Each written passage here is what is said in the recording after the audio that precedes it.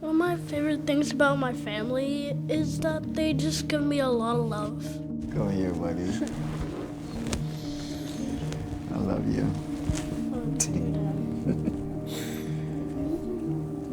When we started this journey, we were brand new parents.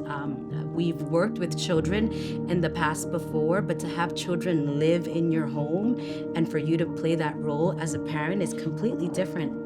So we were super blessed to be able to have those other people speak into our life and guide us, to remind us that we are literally not alone in this process. We had a great team of that at 4 Kids. We would ring them at any time and they would be available, and even other families who have fostered and adopted children. We realized earlier on that the ministry was bigger than the children. It was more connecting with the parents, the families. The parents got to go back to school and got to work on their own goals, because while we're helping the children, the family is able to also work on their goals. We didn't know what God's plan was for John, but I know our goal was just to work in John and to help him the best we can to get him reunified back with mom and dad. There came a time for our license to be renewed. So it was a bittersweet moment. Our license expired, so he went to another home. We remained in contact with the new family and his biological family. Ended up being placed for adoption. His biological father actually contacted Donovan. He said, hey, listen, I'm on my way right now to the court. I'm going to sign my ride off.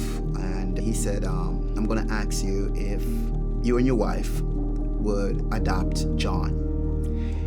Right away, of course, we agreed and said, absolutely, yes. And John become our forever son.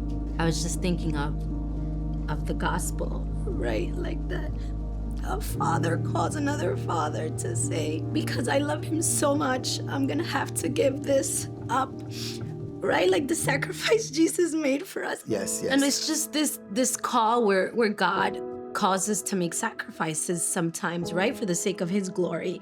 It does look like a purpose being found in the midst of pain. And there was this peace with Dad when I said yes. There was a sense of freedom, knowing that his son was going to be okay. And he said, thank you. I know it is done.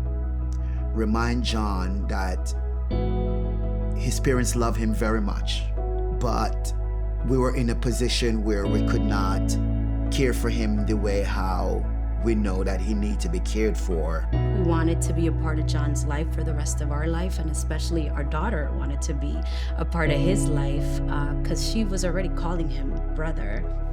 What's your favorite thing about your sister?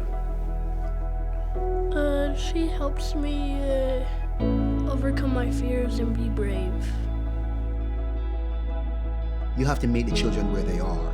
It helps you to understand their needs. There's a lot of expectation when foster children may come into your home and you just want them to be this perfect children, but trauma is something that they deal with most of their life. Once you understand that is meeting them where they are, then you'll have a better grip of loving them and caring for them. All these children need is love.